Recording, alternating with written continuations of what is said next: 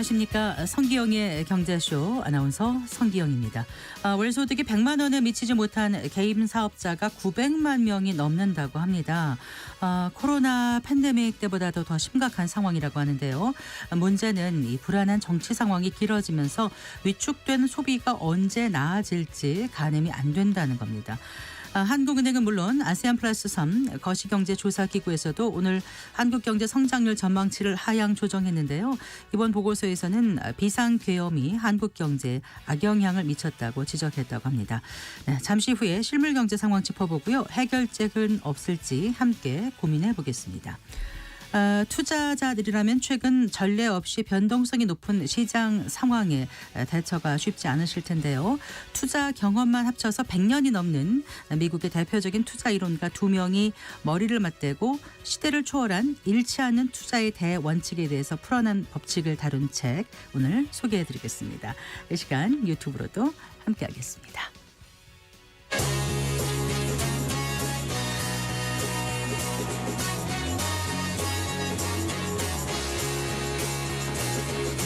경제 시야를 넓혀드립니다.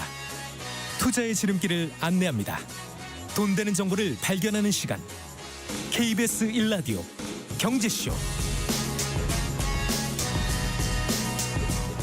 먼저 오늘의 주요 경제 뉴스 정리해드리겠습니다. 경제 뉴스 브리핑 손석우 경제평론가 전화 연결해 보겠습니다. 안녕하세요. 네, 안녕하십니까. 네, 자, 국내 1위 방위산업 기업이죠. 한화에어로스페이스가 사상 최대 규모의 유상증자 결정하면서 지금 논란이 커지고 있습니다. 네, 어제 오후 정규장이 끝난 뒤에 기습적으로 유상증자 계획을 발표를 했고요. 네. 증자 금액이 3조 6천억 원이었습니다. 국내 자본시장 역사상 최대 규모였습니다. 투자자들이 전혀 예상하지 못했고 더욱이 또 막대한 규모의 유상증자 계획이었기 때문에 네. 주가는 곤두박질 쳤습니다. 네. 어제 시간 외에서는 하한가까지 밀렸고요. 네. 오늘 정규장에서도 결국 13% 급락을 해서 62만 원대까지 밀렸습니다. 그러네요. 당초 이 유상증자 전에는 주가는 76만 원대를 넘나 9만 4천 원이 빠져서 62만 8천 원에 종료됐네요. 네. 네, 맞습니다. 네. 통상 이제 유상증자라는 게 주식을 새로 발행을 하는 데다가 또 기본적으로 현재가 대비 낮은 가격에 발행을 하기 때문에 기존 주주들의 지분 가치가 희석이 됩니다. 그래서 주가에는 악영향을 줍니다. 그래서 보통 유상증자를 한다면 투자자들에게는 이건 호재보다는 악재로 반영되는 경우가 대부분인데요. 이번 하나 에어로스페이스 유상증자의 경우에는 예정 발행가의 60만 5천 원으로 발행가액이 결정이 됐습니다. 그래서 기존 주주들의 주식가치 희석률을 따져보면 13%나 희석이 된다라는 계산이 나옵니다.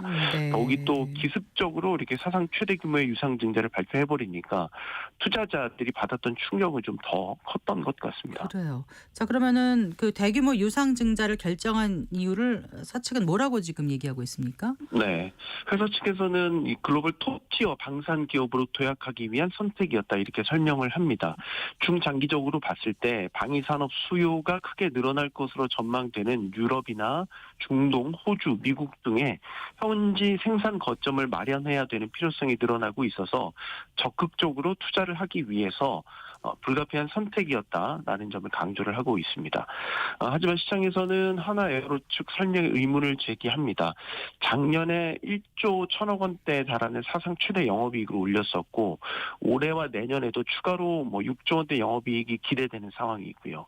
그러니까 많은 투자가 필요한 시점이라고 하더라도 자금을 확보하는 수단이라는 게 내부 이런 현금 활용부터 네. 금융권 차입이나 회사채 발행 같이 다양한 방법들이 있는데 이렇게 대규모 증자를 통해서 자금을 조달하겠다는 거는 쉽게 말해 회사는 재무적 부담을 지지 않겠다.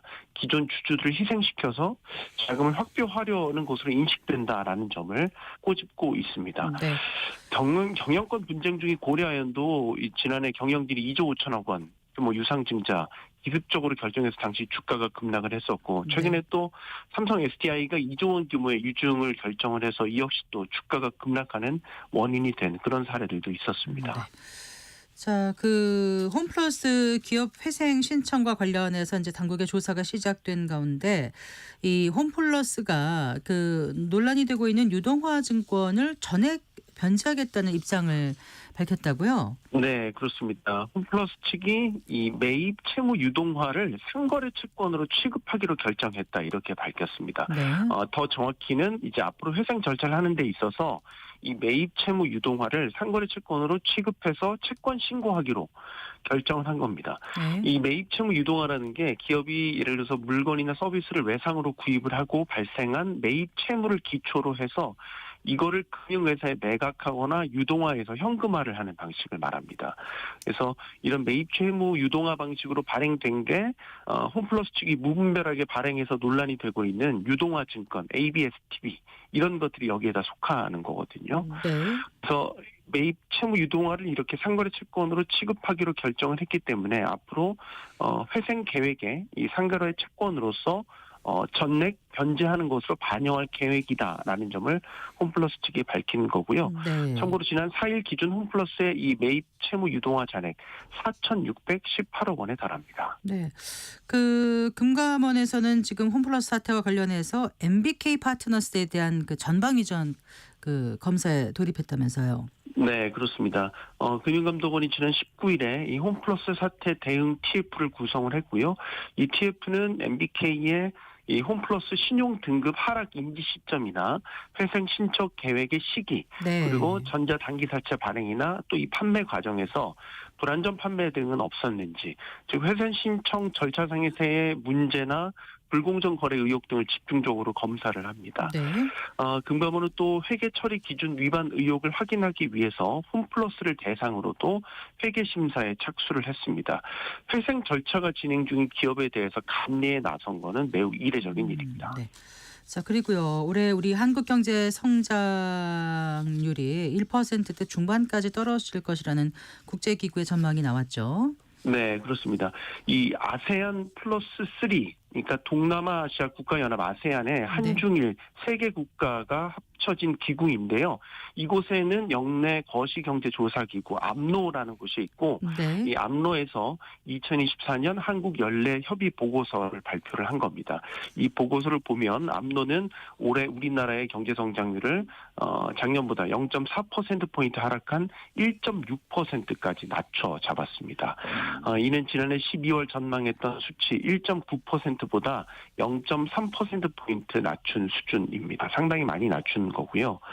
경제협력개발기구 OECD도 이달 들어와서 올해 우리나라의 성장률 전망을 1.5%로 0.6%포인트 하향 조정한 바 있기 때문에 네, 네. 이 암로 역시 OECD와 비슷하게 낮춘 거라고 볼 수 있겠습니다. 이 성장의 하방 위험으로는 미국이나 유럽, 중국 같은 주요국 성장세의 갑작스러운 둔화와 함께 미국의 급격한 관세 인상 등에 따른 수출 악화, 또 지난해 계엄령 선포에 이은 정치적 불확실성이 촉발할 수 있는 기업이나 소비자 심리 악화 등을 제시를 했고요. 네. 또 하나 중소기업이나 소상공인 자영업자, 또 저소득 가구의 부채 상환 능력, 또 비은행 금융기관이 보유한 이 부동산 프로젝트 파이낸싱 등의 위험 요인으로 언급을 했습니다.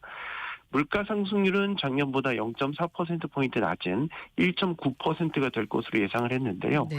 물가에 대한 상방 위험으로는 중동 우크라이나 같은 지정학적 갈등이 심화될 수 있는 부분, 또 이상기후 등에 따른 에너지나 식량 가격 상승, 유류세와 전기요금 조정 등을 언급했습니다. 네. 다들 어렵다고 하는데 월급 외 부수입만으로 억대 고소득을 올리는 직장인이 또 5천 명에 육박한다고요? 네, 그렇습니다. 국회보건복지위원회 김선민 의원이 건강보험공단에서 받은 연도별 소득월액, 보험료 상한액 부과 대상자 현황 자료를 보면요. 네. 지난해 기준 이 상한액 부과 대상자가 총 4,494명으로 집계됐습니다. 이들은 이제 월급을 빼고 이자나 배당, 임대소득 등으로 수입을 올리는 직장인들을 말하는 거고요. 이들은 월급에 매기는 건강보험료 이외에 별도로 매달 건보료를 또 내는데요. 올해 상한액 기준이 424만 710원. 이거를 다 보험료로 따로 내고 있는 직장인들을 말합니다. 네. 그래서 이 상한액을 기준으로 이들의 월급 외의 수입을 집계를 해보면 월 수입은 5,981만 원, 즉 6천만 원에 육박을 하고 연간으로 환산을 하면 7억 원이 넘는 규모가 되겠습니다. 네. 잘 들었습니다. 고맙습니다. 감사합니다. 경제뉴스 브리핑 손서구 경제평론가였습니다.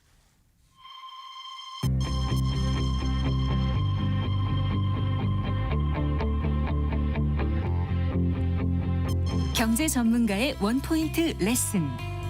꼭 알아야 할 정보와 이슈를 알기 쉽게 풀어드립니다. 대한민국 경제 고수와 함께 투자의 맥을 짚는 KBS 일라디오 경제쇼. 진행의 성기영 아나운서입니다.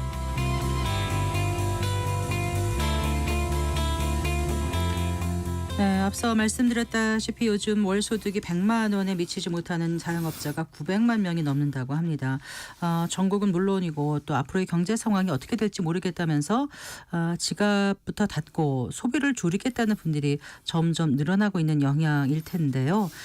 소상공인과 자영업자의 폐업이 더욱 늘어나고 있는 상황입니다. 해결 방법 없을지 이 시간 함께 고민해 보겠습니다. 차영주 IESS 경제연구소장 스튜디오에 모셨습니다. 안녕하세요. 예, 안녕하십니까? 요즘 보면은 정말 자영업자분들 너무너무 힘들다고들 하세요. 네, 예. 실제로 보니까 이렇게 월소득이 100만 원이 미치지 못한다는 거는 거의 한계 상황에 그렇죠.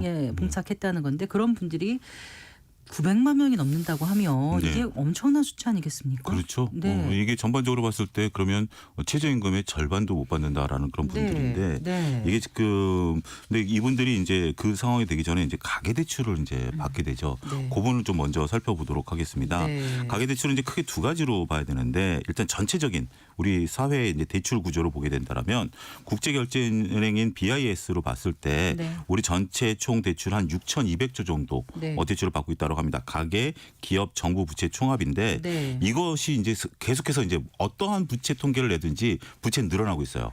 지금 현재 1년 사이에 대략 한 247조 정도 증가한 네. 건데 이 중에서 우리가 가계 부채만 따로 떼어서 한번 좀 보도록 하겠습니다. 네. 여기에는 이제 가계, 기업, 정부가 다 들어간 거니까 네. 가계 부채만 보게 되면 2,283조 원입니다. 만만치 네. 않은 금액이죠. 네. 이게 1년 사이에 무려 45조 원이나 증가했다라고 현재 지금 알려지고 있는 상황입니다. 네. 이러다 보니까 전반적으로 앞서 언급드렸다시피 지금 어떻게 100만 원 갖고 어떻게 살겠습니까? 가게도 유지해야 되고 하다 네. 보니까 이렇게 대출로서 어떻게 보면 풍선 효과처럼 그렇게 늘어나고 있는 그런 부분들이고요. 지금 문제는 또 뭐냐면 우리가 이제 그 현재 최근에 대출 금리가 약간의 변동성 그러니까 네. 이제 12월 3일 이후에 나타나다 보니까 지금 현재 그 가구들의 30% 이상이 네. 월소득의 절반을 네. 현재 지금 가계대출 원리금 상환에 나타내고 있다. 이런 통계가 있다라고 그거는 말씀드리겠습니다. 자영업자뿐만 아니라 다 전체적인 개인, 가구 부분들을 말씀드리겠습니다. 대출 중에서 어쨌든 예. 월소득의 반 정도를 원리금 상환에 쓰고 있다. 예. 자 그러면 이제 네. 수입이 들어오는데 원리금 상환을 반을 하면 네. 그 나머지를 생활을 해야 되니까 그렇죠. 자연히 뭔가 살려도 살 수가 없고 예. 그야말로 허리띠를 졸라맨다는 표현이 이럴 때 나올 것 같아요. 네, 그런 부분들이 나타나다 보니까 자영업자분들이 더 어려워지는 그런 현상들이 나타난다고 봐야 되겠죠. 네. 지금 이제 대출 총량은 6,200조 정도 중에서 가계부채는 2,287조 예. 전년 대비 45조 늘어났다고 지금 예. 말씀하셨는데 이 이제 늘어나는 총량도 이제 문제고요. 그렇죠. 예. 그 대표님 소장님 그리고 그 중에서 부채의 그 질이 어느 정도 나빠졌는지를 좀 짚어보는 게 이제 이 시간 이해하는 데 도움이 될 것 같은데 실제로 그 자영업자 뭐 소상공인 분들의 대출 상황이 지금 어느 정도인지 좀 자세히 짚어볼까요? 예. 앞서 이제 자영업자분들로 이제 축소시켜 보겠습니다. 전체 네. 대출에서 가계 부채, 그다음에 이제 자영업자 부분으로 축소를 시키면 네. 2024년 3분기 마지막 통계가 이제 그 자료인데요.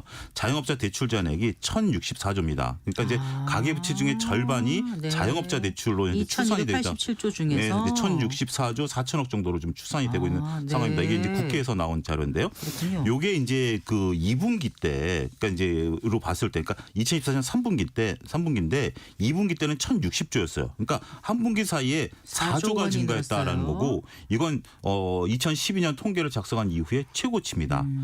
근데 이것도 지금 우리가 놀랄 수치지만 네. 우리가 이제 여기서 봤을 때 연체가 그러면 어떻게 되느냐, 이 부분이 이제 가장 큰 문제 아니겠습니까? 연체라고 했을 때 기준이 1개월 이상 원리금이 연체가 됐을 때 이걸 네. 연체라고 봤을 때 우리가 똑같은 2024년 3분기로 봤을 때 네. 연체 금액이 18조 1,000억이나 됩니다. 엄청난 금액이고요. 네. 이것도 또 2분기 대비해서 2조 정도 늘었다라는 겁니다. 계속해서 악화되고 있다라고 좀 말씀드릴 수가 있겠고, 예. 그렇다면 전체 가계 대출 중에 연체율이 1.7%나 됩니다. 보통 이제 은행권에서 연체율을 딱 1%가 넘어가면 이건 비상이 걸리는 문제거든요. 근데 네. 이제 자영업자분들에 대한 연체율이 굉장히 높은 수준으로 유지가 되고 있고, 우리가 이제 2015년에 이 서브프라임 사태가 났을 때 연체율이 한때 높았었어요. 그때가 2.05%였는데 지금 우리가 코로나 이후에 2.05%였어요. 예, 2.05가 있었던 적이 한 번 있어요. 아. 근데 지금 1.76이니까 얼마 안 남지 않았네요. 그러니까 그때는 네. 어떻게 보면 이제 서브프라임이라는 어떤 뭐 특수한 상황이 엄청난 있었습니다. 충격이었잖아요. 있는데 지금 그런 상황이 아님에도 불구하고 두 번째로 지금 높은 수준의 연체가 현재 지금 심각하게 나타났다라고 말씀드릴 수 있겠죠. 네. 이렇게 된 이유 중에 하나가 지금 앞서 언급드렸다시피 그 개인 사업자들의 전체적인 소득이 네. 상당히 이제 줄어들게 되다 보니까 이렇게 해서 지금 이제 가계 대출이 심각하게 문제가 되고 있다 이렇게 말씀드릴 수가 있겠습니다. 네.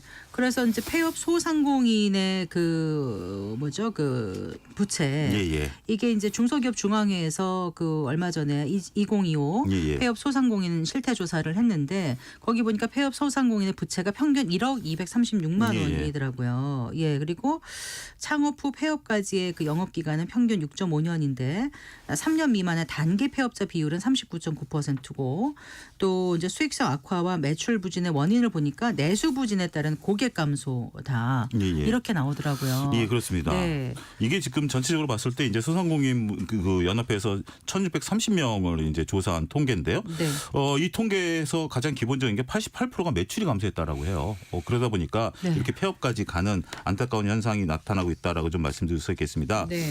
근데 이제 이 특성이 더욱더 두드러진 게 현실적으로 보면 12월 3일 이후도 조금 좀 강화된 부분도 없지 않아 있어요. 네. 외식 서비스 전체적으로 봤을 때 매출이 30% 이상 그때 워낙 감소했죠. 사회적으로 충격이 커서 컸었고, 무슨 회식이라든가 뭐 음식점 가고 이런 거 다 줄이고 막 줄이고 그랬잖아요. 그래서 저번에 12월임에도 불구하고 이런 것들이 있었다라고 말씀드릴 수가 있겠고 원래는 12월에 많은데요. 많이 이제 기대감이 네. 좀 있었던 부분들인데 좀 안타까운 현상이 이미 이제 과거 사례로 벌어졌다라고 좀 말씀드릴 수가 있겠고 네. 이러다 보니까 이제 지금 폐업률이 앞서 이제 늘어났다라고 말씀하시지 않았습니까? 네. 이게 작년 11월에 자영업자가 총 570만 명이었습니다. 네. 근데 1월 달에 자영업자가 550만 명으로 약 20만 명이 감소를 했습니다. 그러다 보니까 이제 말씀하시는 그 폐업이라든지 네. 이런 것들이 활발히 이루어지게 되면서 네. 상대적으로 지금 소상공인분들이 좀 어렵다라고 좀 말씀드릴 수 있겠고 네. 근데 이제 매출이 그러면 그건 어느 정도길래 이 정도냐? 앞서 이제 우리가 그 뭐 100만 원 이하는 900만 명이었습니다만 네. 전체적으로 2023년 개인 사업자들의 연평균 2023년 네. 개인 사업자들의 연평균 매출이 1,859만 원이었습니다. 연평균 매출. 예, 연평균 매출 그러니까 월 한 60만 원 정도 된다라고 좀 말씀드릴 수 있겠죠. 네. 근데 이 자료가 지금 최근 데이터예요. 최근 데이터가 있는데 이거보다 지금 더 줄어들고 있는 거 아니겠습니까? 네. 상당히 안타깝다라고 좀 말씀드릴 수가 있겠고 이게 지금 상위 20% 하위 20%의 격차가 네. 점점 더 심화되고 있습니다. 네. 돈을 많이 버는 분들은 6천만 원 이상이 상위 10%에 들어가는데 네. 이분들하고 연간 6천만 원. 연간 6천만 원. 네. 그다음에 연간 137만 원인 분들도 있습니다. 그렇게 네. 이제 그게 거의 뭐 상당히 그거 영업을 한다고 하기엔 정말 어려운데 무색하네요. 이제 네. 문만 열어놓고 계신 분들이 그렇게 현실적으로 계신 부분이니까 네. 이 격차가 더 심화되면서 이게 지금 우리가 2023년 데이터만 가지고도 놀랄 노짜인데 네. 이게 지금 24년 다른 데이터들과 유추해서 보게 된다라면 좀 자영업자분들이 처한 현실이 녹록치는 않겠다. 이것을 이제 미루어 짐작할 수 있다 네. 말씀드릴 수 있겠습니다. 일단 그 이제 매출 부진을 겪으면서 폐업을 한다는 예. 곳이 10곳 중 4곳이라고 하더라고요. 그렇죠. 근데 지금 이제 폐업의 원인이 매출 부진의 원인이 내수 부진에 따른 고객 감소. 예. 그다음에 인건비도 많이 올라서 인건비 그렇죠. 상승. 예. 그다음에 원재료비 부담 증가, 임대료 등 고정 비용 상승 뭐 여러 가지가 있는데 그 문을 열어놓고도 닫고 싶어도 못 닫는 분들 같은 경우는 또 폐업 비용도 많이 들기 때문에 못 닫는 것 같더라고요. 그러니까 지금 통계로 나온 것들을 보면 우리가 폐업을 해서 네. 이 부분을 어떻게 하냐면 노란공제회라는 부분에서 이제 폐업한 것들을 좀 봐야 될 것 같아요. 네, 그러니까 네. 이제 노란공제를 이제 해제하는 부분들이 있습니다. 이제 폐업을 하게 되면 노란공제에서 이제 돈을 지급을 하거든요. 네. 그러니까 이제 노란공제가 뭐냐면 소상공인분들이 노란우산 공제라고 네. 그래서 네. 그 일단은 그 적금처럼 네. 매달 납입을 합니다. 그런 상태에서 폐업을 하게 되면 원금에다 복리이자를 주면서 요거를 이제 하는 거거든요. 근데 이제 이때 당시에 이제 지급된 금액도 있지만 폐업 비용이 대략 한 2천만 원 정도 들어갔다고 그래요. 네. 이게 폐업 비용이 뭐냐면 일단 종업원들 퇴직금 줘야 되죠. 네. 그다음에 이제 그 가게 임대한 거 원상 복구해 줘야 되죠. 네. 각종 이제 미지급한 것들을 다 지급해야 되는 부분도 있다 보니까 네. 이게 진짜 말씀하신 것처럼 기자님 말씀하신 것처럼 이게 지금 폐업하고 싶어도 폐업 비용 때문에 이 부분 그다음에 뭐 환경 오염이 생겼으면 그런 것들 다 이제 복구시켜 줘야 되고 네. 이러다 보니까 그 비용조차도 만만치 않게 들어가면서 그러니까 어떻게 보면 이제 소상공인분들이 정부에 요청하는 게 그거예요. 네. 우리가 이제 폐업하는 것은 뭐 어떻게 보면 뭐 그래 거기까지는 우리가 하겠다. 그 대신 그냥 단순하게 내가 대출을 받았던 것을 지원해 주는 그 대출 받았던 걸 깎아주고 이자 지원해 주는 것도 좋지만 지금 당장 폐업할 수 있는 비용을 네. 어떻게 좀 보존을 해주든가 예. 지원해 주든가 이런 정책적인 어떤 아젠다를 좀 설정을 해서 네. 그런 부분들 그걸 또 차라리 추가적인 대출로 연결해줘도 가능은 하다. 네. 뭐 이런 부분들까지도 이제 나오고 있다고 노란우산 봐야죠. 공제회에 차곡차곡 이제 불입을 해놨다가 네. 이제 이게 그 폐업할 때 폐업 공제금을 받을 수 있는 분들은 그나마 다행이고 그렇죠. 어떤 분들은 이제 그 최후의 보루인이 노란공제 네. 그 노란우산 공제에 네. 그 또 해제를 해버려 가지고요. 이것도 그렇죠. 또 큰일인 것 같아요. 근데 지금 최근에 해제 건수가 2월 들어서 1만 건을 돌파하는 이례적인 현상이 좀 벌어졌습니다. 네. 2월 달에 1만 건이 왜 이례적이냐면 네. 보통 1월 달에 그러니까 이제 내가 만약에 폐업을 하겠다라고 하면 1월 달, 12월 달에 폐업을 합니다. 선택적으로 봤을 때. 그랬을 때 소득 공제 혜택이 있는 거거든요. 아. 그나마 내가 이제 폐업을 할 때도 예. 아무 때나 하는 것이 아니라 네. 그럴 때 이제 하는 건데 2월 달에 1만 건이 돌파해서 네. 1,477건이 폐업을 했습니다. 이게 중소기업 중앙회에서 18일 날 발표한 자료인데요. 네. 이러다 보니까 앞서 언급드렸다시피 폐업할 때 낸 금액에다 복리이자를 주는데 네. 지급된 금액이 1,434억 원이나 됩니다. 그래서 뭐 폐업 공제금이요. 그의 폐업 네. 공제 금액이 지급된 게 그러다 네. 보니까 이게 전반적으로 봤을 때 금액도 최고고 그다음에 건수도 건수도 최고. 만 건이 넘었고. 예. 그리고 이게 코로나 때보다도 더 많다라는 거죠. 코로나 때 네. 그러니까 2021년에 네. 코로나가 이제 막 터지면서 폐업들이 늘어났을 때 그때 노란공제에서 해지한 분들이 6,879건이었습니다. 네네. 높았을 때 가장 높았을 때가 폐업 공제금은요? 네, 폐업 공제금은 대략 한 659억이고요. 아, 그럼 폐업 예. 공제금이 지금 거의 2배 이상, 2배 이상 늘어났습니다. 거고 예. 건수로도 한 50% 정도 늘어난 겁니다. 아. 6,800건에서 1,400건이니까 네. 대략 한 50% 정도 늘어난 거기 때문에 네. 코로나 때보다 어떻게 보면 누적된 것도 있을 그 수도 있긴 뒤에 하겠습니다만. 자영하시는 예. 분들 보면은요 정말 늘 어렵다 하시는데 코로나 네. 이럴 때 이렇게 어려운 적 없었다 그러셨어요. 그렇죠. 근데 이제 그 지나고 나서 좀 괜찮은 것 같은데 계속 내수 침체가 이어지다 보니까 그리고 또 고물가가 장기화되다 네. 보니까 또 힘들다. 그런데 또 작년 연말에 좀 연말 네. 특수를 기대해 볼까 했는데 그것도 안 됐다. 또 정치적인 네. 어떤 상황이 벌어져서 또 힘들어지고. 근데 지금 또 여러 가지 또 악재가 많이 나타나고 있지 않습니까? 무역 전쟁 같은 전쟁 것도 같은 있고 것도 있는 하니까 거죠. 예. 경제 불확실성이 크다 보니까 소비자들이 또 이제 안 쓰려고 하다 보니까 이래저래 막 몇 중고예요 이게 도대체. 그러니까 이제 그 예. 딱 순서가 이렇습니다. 코로나 안타깝게 이제 코로나 터졌고 그러면 코로나 때는 다 힘드니까 너도 힘드냐 나도 힘드냐 이렇게 넘어갈 수 있었죠. 네. 근데 코로나가 조금 되면서 이제 대출 이제 상환을 열심히 이제 그래도 자영업자분들이 열심히 하셔서 하는데 내수가 이제 부진해진다라는 거죠.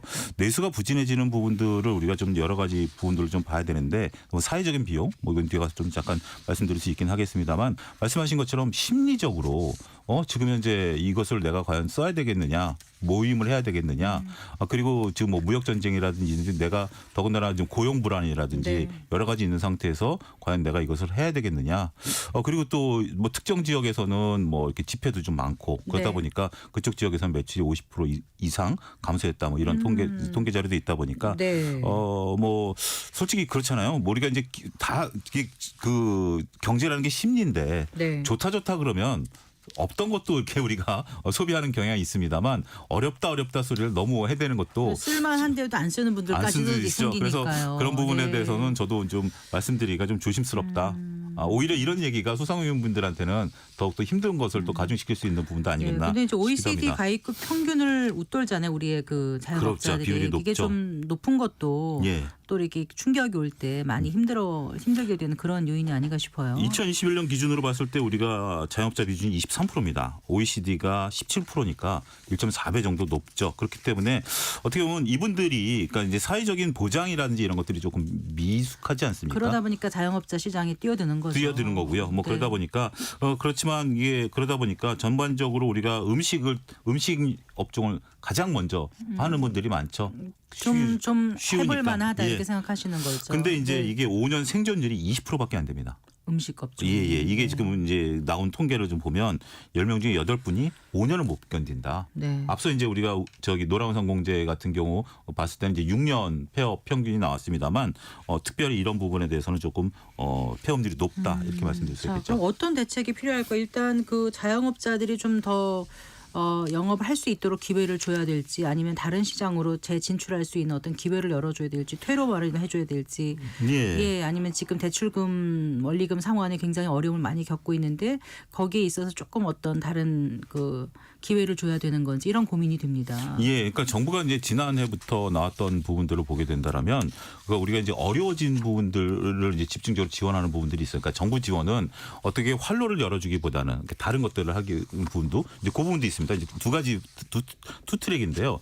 하나는 내가 연체가 됐을 때 어려워진다. 그러면 그것을 내가 이제 뭐 지금 우리 회생이라든지 뭐 여러 가지 절차들이 있지 않습니까? 그거를 갈 수 있지만 그 전에 내가 어려워질 것 같으면 정부와 이제 협상을 이제 할 수 있도록 그런 부분들이 이제 작년에 정책들이 나온 게 있거든요. 그러다 보니까 일단은 연체가 한두 달 정도 이제 이자에 대한 연체가 이제 발생했을 네, 경우에 네. 금융기관이라든지 네. 정부 당국과 이제 내가 지금 어려워지려고 하니 선제적인 조치를 좀 취해다오. 어떻게요? 그러니까 내 회생으로 가기 전에 네. 그 이자를 좀 감면해 준다라든지 아니, 상환을 유예한다든가? 채무 조정을 해 준다라든지 네. 이거를 각 금융기관과 해가지고 회생기관에서 이거를 지금 하는 정책들이 있거든요. 네. 그러니까 정부 24 홈페이지에 들어가시면 지금 이제 내가 지금 어려워지려고 한다라고 하면 물론 연체가 없으면 안 됩니다. 연체라는 게 발생을 해야 되는데 네. 한 2달 정도 연체가 발생하실 경우가 생기면 네. 정부 24 홈페이지에 들어가시면 네. 자영업자들을 위한 지원책들이 마련된 것들이 있거든요. 작년부터 네. 그런 것들을 이제 활용하셔야 된다라고 말씀드릴 수가 있겠고 네. 두 번째는 내가 이제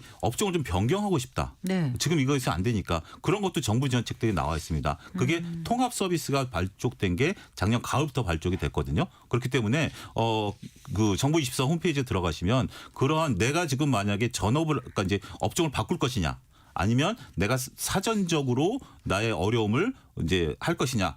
물론 이제 아주 어려워지신 분들도 계시죠. 그런 분들에 대한 것들도 거기 나와 있고 그런 것들은 이제 우리가 회생이라든지 다양한 방법들이 있으니까 네. 그런 부분들은 좀 알아봐야 될 것 같고 지금 당장 또 이제 정부가 하는 것은 이제 13일 날 지금 현재 최성목 그 대통령 권한 대행이 소상공인들을 만났습니다. 소상공인들을 만나가지고 민생경제 점검 회의를 갖췄거든요. 일주일 전이군요. 예, 네. 일주일 전에 이제 그렇게 해가지고 소상공인분들의 이제 조금 말을 들었어요. 어떻게 어렵냐. 그러니까 이제 소상공인분들이 내수가 너무 진짜 부진하다. 네, 네. 그러다 보니까 이제 정부라든지 공공기관에서 좀 이렇게 회식도 좀 해주고 네. 그다음에 전기라든지 가스 수도요금에 대한 조금 이제 그 가격 인하 조치 이런 부분들도 조금 신경 써달라. 이게 이제 소상공인분들이 네. 정부에 이제 요청을 한 거였고요. 네. 여기에 이제 최성목 권한대행은 우리가 이제 오늘이 상품권에 대한 환급 행사를 시작을 하겠다. 지금 현재 20% 환급 행사를 하겠다라고 하거든요. 네. 뭐 그런 부분들이라든지 그다음에 이제 데이터 바우처 지원 사업이라는 게 있습니다. 이제 소상공인분들이 여러 가지 이제 우리가 뭐 키오스크라든지 이런 것 사용하는 거 있거든요. 그런 것에 대한 부담감을 좀 완화시켜 주는 것들 네. 이런 종합 세트를 상반기 중에 마련하겠다. 이렇게 좀 대답을 하셨어요. 근데 그러다 보니까 지금 현재 정부에서 이런 것들이 나오기를 좀 기다리기 어려운 지자체에서 일부 지자체에서 지금 현재 여러 가지 노력들을 좀 하고 있습니다.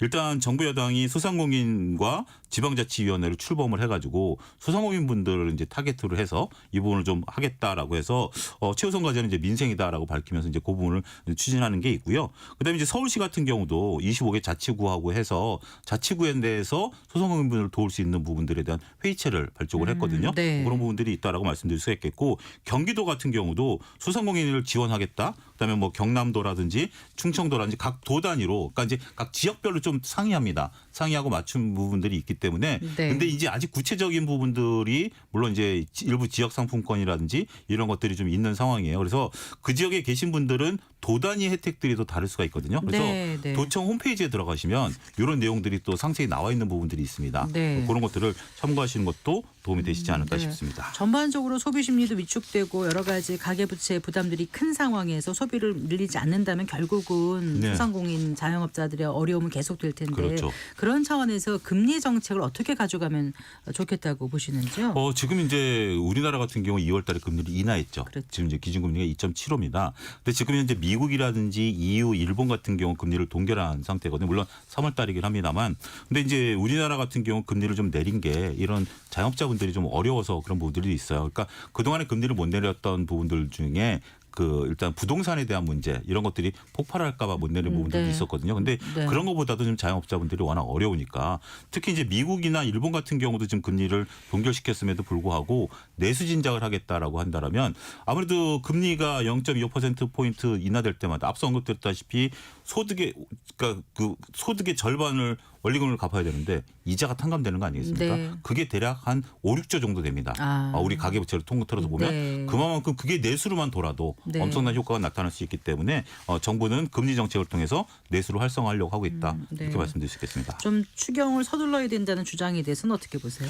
예, 이 부분에 대해서 지금 이제 여야가 이제 정부에 대해서 추경을 좀 해라. 라고 지금 얘기를 해놓은 상태입니다. 근데 이제 정부는 여야가 먼저 합의를 해서 구체적인 가이드라인을 좀 제시를 해달라 좀 얘기를 하고 있는 상태고요. 박정 국회 예산결산위원장이 설문조사를 한 게 있습니다. 거기서 전체적인 국민들 네. 중에 남녀 한 1,000여 명 분을 했는데 70%가 추경을 해야 된다. 그리고 언제 해야 되느냐? 빠를수록 좋다. 3월 달에 추경을 해야 된다는 의견이 한 30% 정도 나와 있는 상태인데 일단 지금 이제 여야가 조금 대립하고 있는 부분들은 바로 그건 것 같아요. 3대 합의는 했습니다. 민생 지원, AI 미래 사업, 통상 지원에 대해서는 여야가 합의를 했고요. 단지 이제 여당에서는 삭감됐었던 예산을 복귀시키자라는 것이고 야당에서는 지역 바우처를 하자라는 것과 아직 이견이고 이것만 취합이 된다라면 정부는 추경안을 내겠다. 현재 그런 상태이기 때문에 네. 어떤 약간의 서로 간의 의견 타협이 좀 필요한 시점이고 추경을 하겠다라는 대전제는 이미 어느 정도 공감대가 있다. 이렇게 전제 말씀드릴 수 있겠습니다. 네. 지금 이제 올해 한국 경제 전망률에 대해서 한은은 물론이고 해외 투자은행에서도 지금 하향 조정해서 계속 발표하고 있는데 지금 나온 전망보다 더 나빠지는 건 아닌가 걱정할 정도로 지금 여러 가지로 좀 상황이 좋지는 않아 보입니다. 예. 당장 이제 탄핵 정국이 어느 정도 뭐 일단락 된다 하더라도 추후 이제 이런 어떤 사회적 갈등을 해결하는데 어느 정도 사회적 비용이 들지도 사실 예측이 좀 어려운 상황이고 이런 상황에서 내수 경기가 지금 심각하지 않습니까? 예. 지금 소매 판매액이 뭐 얼마예요? 21년 만에 가장 큰 폭으로 줄었다고 지금 산업활동 동향 나온 거 보니까 정말 심각하다는 생각이 드는데 어떤 대책이 필요할지 끝으로 총론적으로 좀 말씀 부탁드릴게요. 네, 전반적으로 봤을 때 일단 뭐 아무래도 이것을 뭐 소비를 늘려라라고 얘기하기는 현실적으로 어려운 거 아니겠습니까? 그럴 때 가장 이제 나설 수 있는 것이 이제 GDP를 끌어올릴 수 있는 것 중에 이제 정부가 나서는 겁니다. 그렇다고 해서 정부가 지금 추경을 뭐 섣불리 할 수 있는 상황도 아니고요.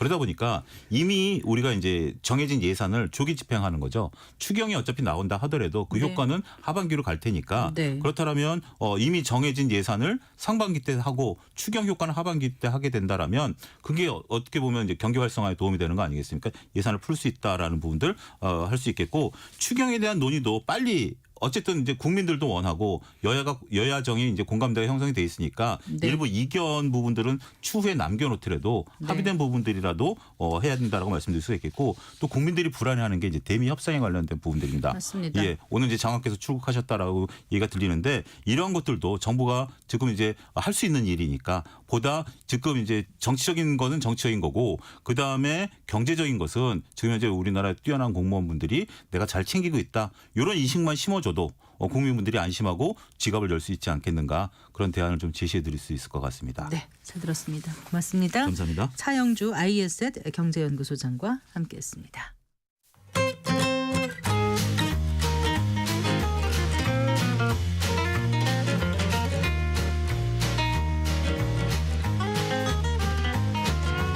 경제 맛집 투자 핫플. 지금은 돈 벌기 딱 좋은 시간. KBS 1라디오 경제쇼.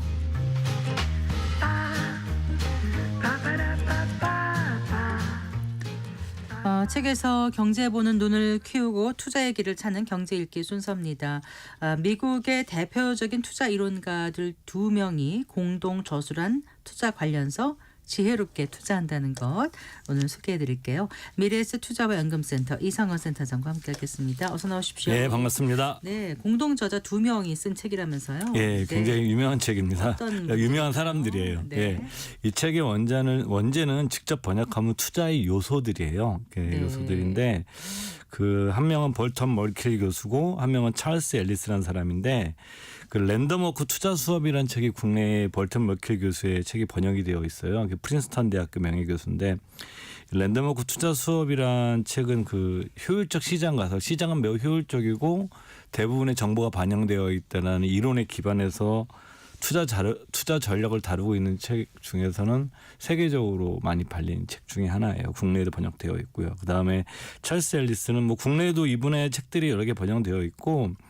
이분은 이제 예일대 기금 운영위원장을 했었거든요. 이 예일대 기금은 소위 말해서 우리가 뭐 연기금이라고 그러죠. 이 기금 운영에 혁명을 일으킨 곳입니다. 그래서 예일 모델이라고 그래가지고 몇 년 전에 작고하신 그 데이비드 스웬센이라는 전설적인 이제 연금 운용자가 있었거든요. 네. 기금 운용자. 그래서 예일대 같은 경우에는 인문대학교 건물을 인문대 교수들과 학생들이 일어나서 이름을 바꾸자고 그랬어요. 건물 이름을. 네. 왜냐하면은 미국도 인문대학은 돈이 잘 어렵잖아요. 돈이 부족한데 그 데이비드 스웬센이 운용을 너무 잘해서 자기들이 돈 걱정하지 않고 연구하게 해줄 수 있다고 해서 스웬센 타워로 이름을 바꿨습니다. 그 정도. 실제로 바꾼 거예요? 스웬센 타워로. 그래서 예일대 인문대 건물이 지금은 그 운용자 이름을 딴 그 2001년도에 작고하셨는데 데이비드 스웬센 박사와 더불어서 같이 예일대 기금 운용위원장을 했던 인물이고 뭐 싱가포르 투자청 같은 거 굉장히 유명하잖아요. 네. 거기에 자문위원도 했던 사람입니다.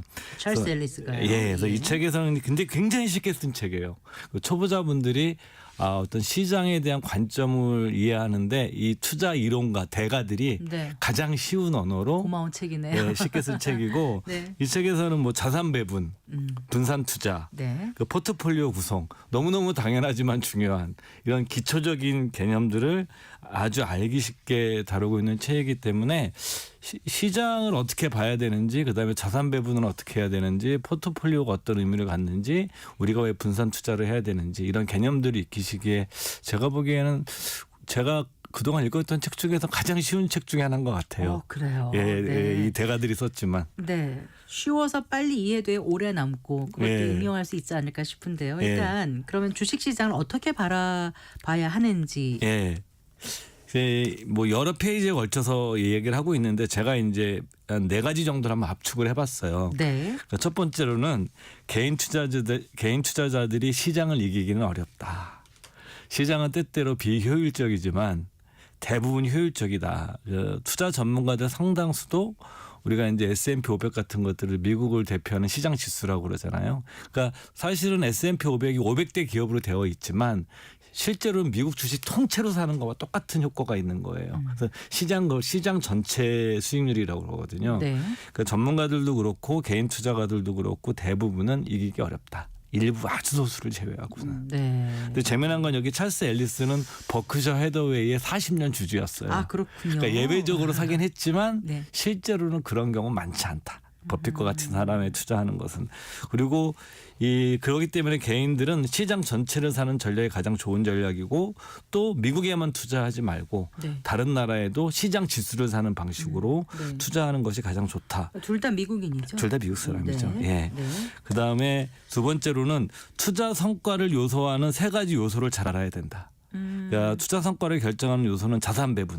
뭐 예를 들면 주식과 채권에 몇 %씩 배정할 것이냐. 네. 두 번째 종목 선택, 종목을 어떻게 고를 것이냐, 마켓 타이밍. 근데 이 세 가지 중에서 가장 중요한 것은 종목 선택도 아니고 마켓 타이밍도 아니다. 오히려 자산 배분. 이 저자들은 종목 선택과 마켓 타이밍은 개인 투자자들에게는 좋은 전략이 아니다라고 마켓 얘기해요. 타이밍은 진짜 어려운 것 같아요. 예. 종목 아, 선택도 그렇고요. 아예 아니라고 얘기를 해요. 그러니까 아, 이건 그래요? 물론 이거에 아니 성과를 결정하는 3요소라 그랬군요. 3요소 중에서 투자의 성공을 이끄는 3요소가 아니고 투자 성과를 나타내는 거죠. 종목을 잘 고르면 당연히 성과가 좋아질 것이고 네. 타이밍을 잘 맞추면 성과가 좋아질 텐데 네. 이 두 저자는 그렇게 얘기하는 거죠. 개인 투자자들이 이거로 돈 벌 확률 거의 없다. 너무 어려우니까요. 잘라서 그건 거의 얘기합니다. 신의 영역인 것 그래서 같아요. 심지어 이런 표현도 씁니다. 100% 이상 자산 배분이 투자 수익을 결정한다. 그러니까 자산 배분의 중요성이 그만큼 크다. 예, 그러니까 자산 배분에 초점을 맞춰라. 예, 그러니까 정보 선택이나 마켓 타이밍보다는. 세 번째로는 사람들이 많이 놓치는 건데 투자에선 비용을 줄이는 게 굉장히 중요하다. 그렇죠. 예, 예. 그러니까 이제 거래를 많이 하거나 그다음에 이제 고비용의 투자 상품보다는 시장 질서와 같은 저비용 상품에 장기 투자하는 게 확실하게 네. 투자 성격을 높이는 방법이다. 네. 그다음 네 번째 시장을 보는 중요한 시각 중에 하나는 시장 예측은 의미 없다. 시장 예측은 동전 던지기와 똑같다. 네. 이렇게 얘기를 하면서요. 시장 예측을 할 수도 없고 할 필요도 없다. 라고 하면서 이제 중요한 논거를 얘기를 합니다. 필립 테틀러 교수라고 이분도 되게 유명한 사람인데 이 사람의 그 연구를 인용을 해요. 이 책에서. 경제 예측에 관한 가장 전문적이고 규모가 큰 연구를 이 사람이 연구를 했는데 네. 25년간 300명의 전문가가 한 82,000번의 시장 예측을 분석을 했습니다. 네. 그러니까 25년간 300명의 전문가가 한 82,000번의 경제 예측을 했는데 예측을 통해서 투자 성과를 높였다는 증거는 하나도 없다. 네. 그리고 더 재미난 거는 유명 전문가가 예측한 것일수록 더 많이 틀렸다. 아니 그러니까 지금 4반세기 동안 300명의 전문가가 82,000번의 시장 예측을 했는데 이게 상관관계가 없다라면 우리가 지금도 전문가를 찾는 이유가 나보다 나으니까 예측을 잘해서 더 좋은 투자 성과를 얻기 위해서 만나는 건데 의미가 없는 거예요. 네, 그러니까 이 사람들이 얘기하는 거 의미가 없으니까 그런데 괜히 신경 쓰지 말고 네. 주식 사고 팔아갖고 매매 비용 지불하지 말고 네. 이 주자의 주장입니다. 물론 이 주장에 다른 의견을 가지신 분들 분명히 있으시죠. 물론 그렇겠죠. 이 두 저자는 얘기하니까 오로지 초점을 맞춰야 되는 것은 자산 배분이다. 자산 배분이다. 자, 그러면 자산 배분을 도대체 어떻게 하라는 겁니까? 네. 그러니까 자산 배분을 고려할 때는 몇 가지 요소가 필요하다. 내 나이가 얼마인지, 몇 살인지, 그다음에 내 자금 상황이 어떠한지, 그리고 자신의 투자 성향이 어떠한지 이거를 반드시 점검해야 된다. 네. 그러니까 당연한 얘기죠. 나이가 어릴수록 주식 자산의 비중을 높여야 한다. 네. 그다음에 자금 상황은 주가가 크게 하락하거나 경기 침체가 났을 때 그 버틸 수 있는 자금의 여유 상황은 얼마 정도 가지고 있느냐 내가. 네. 그다음에 투자 성향.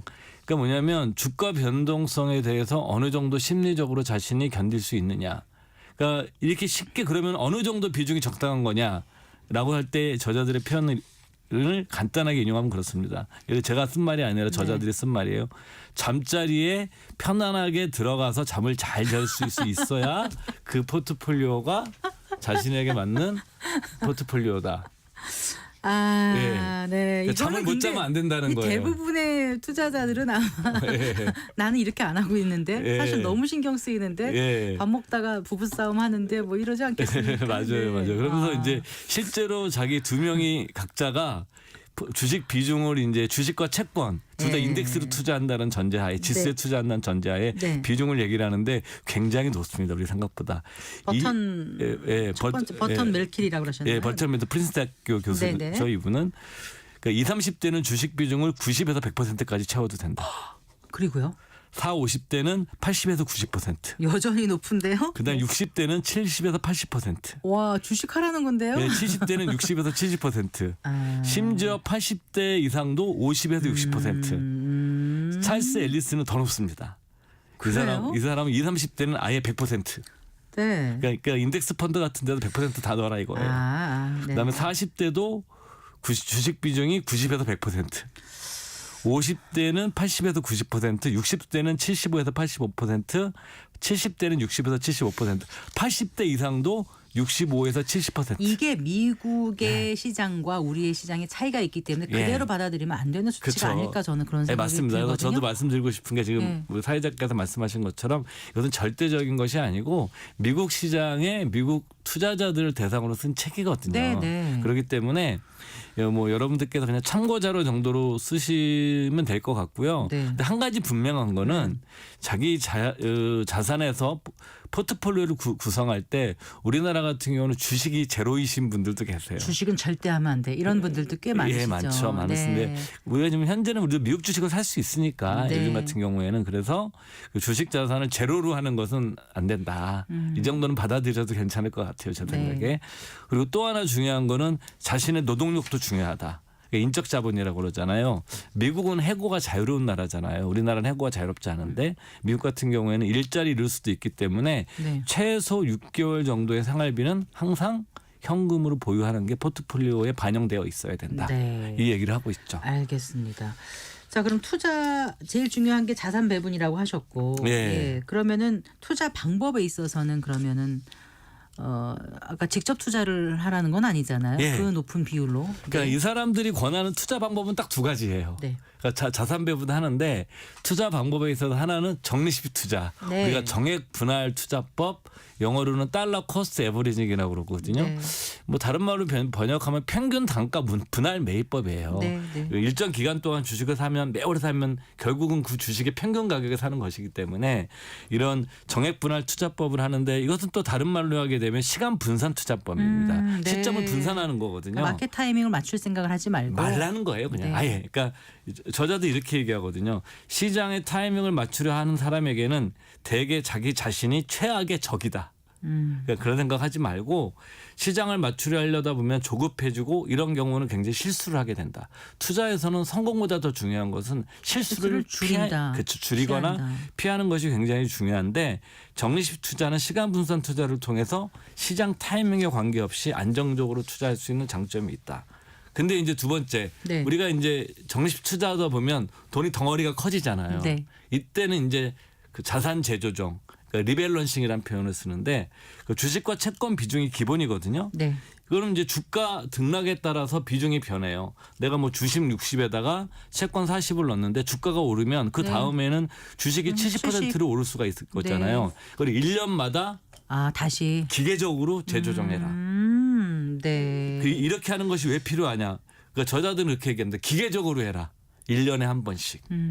일정 특정 시점을 정해서. 네. 그러니까 사건에 초점을 맞추지 말고 아, 시점에 초점을 맞춰라. 네. 예를 들면 머릿속에 자기 주기를 정해놓고 그쵸. 그때마다 하라는 거죠. 이를테면 내 생일날 한다라는 이런 식으로 정하시는 거죠. 네. 하게 되면 이렇게 되면 자연스럽게 역발상 투자를 하게 된다라는 네, 겁니다. 알겠습니다. 주식 호황기에 대부분의 투자자들은 투자 자금을 늘리고 하락기에는 줄이게 되잖아요. 주가가 떨어지니까. 근데 사실은 반대로 해야 되거든요. 네. 이런 식으로 리밸런싱을 하게 되면은 일정한 날에 규칙적으로 기계적으로 하게 되면 자연스럽게 투자 성과가 높아지고 이런 투자 방법이 좋은 이유는 세 번째로는 심리적 안정을 얻을 수 있다. 네, 맞아요. 네, 그래서 네. 이것이 가장 중요하다 이런 얘기를 하고 있죠. 네. 자, 핵심 메시지가 그래서 어떤 거라고요? 네. 이 책의 마지막에 5가지 원칙을 딱 얘기를 해요. 아, 원칙. 다시 또 투자의 요약을 원칙. 해줘요. 네. 이게 그 투자 이론가 대가 두 사람이 다 설명을 하고 나서 또 쉽게 5가지로 정리를 해줘요. 네. 첫째, 일찍 저축을 시작하고 꾸준히 저축해라. 일찍 해라. 모든 것은 저축에서 시작된다. 네. 둘째, 회사와 정부가 지원하는 은퇴 자금 계획을 계획하고 저축을 최대한 늘리고 세금 내는 것을 최소로 해라. 우리로 얘기하면 퇴직연금과 연금저축계좌와 네. ISA 예, 계좌를 예. 최대한 넣어라. 네. 셋째, 저비용 전체 시장 인덱스와 ETF를 사라. 그리고 다른 지역에도 광범위하게 분산해라. 더 좋은 것은 전 세계 주식시장에 투자하는 인덱스를 하는 것도 한 가지 방법이다. 아. 실제로 MSCI 월드 인덱스가 선진, 있거든요. 네, 네. 그럼 전 세계 증시 통째로 다 사는 거거든요. 네, 네. 이것도 좋은 전략이다. 이런 얘기를 합니다. 이 사람들 같은 경우에는. 예. 그다음에 그리고요? 넷째, 매년 당신에게 적합한 비율로 자산을 재분배해라, 리밸런싱해라. 그다음에 5번째는 항로를 유지하고 시장 변동을 무시해라. 네. 그렇지 않으면 비용이 많이 드는 심각한 투자 실수로 이어질 가능성이 높다. 네. 장기적인 목표, 은퇴와 같은 이런 목표에 집중하고 그냥 꾸준히 계속 적립식으로 넣으면서 주기적으로 재조정을 하는 것이 네. 가장 간단하면서도 장기적으로는 가장 좋은 성과를 내는 방법이다라고 네. 요약할 수 있겠습니다. 이게 지혜롭게 투자한다는 것이다. 맞습니다. 네. 단순하면서도. 네, 네. 버턴 말킬과 찰스 앨리스가 함께 쓴 지혜롭게 투자한다는 것 오늘 소개해드렸습니다. 고맙습니다. 예, 감사합니다. BDS 투자와 연금센터 이상건 센터장이었습니다. 마칠 시간입니다. 성기영의 경제쇼 오늘 순서 여기까지입니다. 주말 잘 보내시고요. 다음 주 월요일 오후 4시 5분에 여러분 다시 찾아뵙겠습니다. 아나운서 성기영이었습니다. 고맙습니다.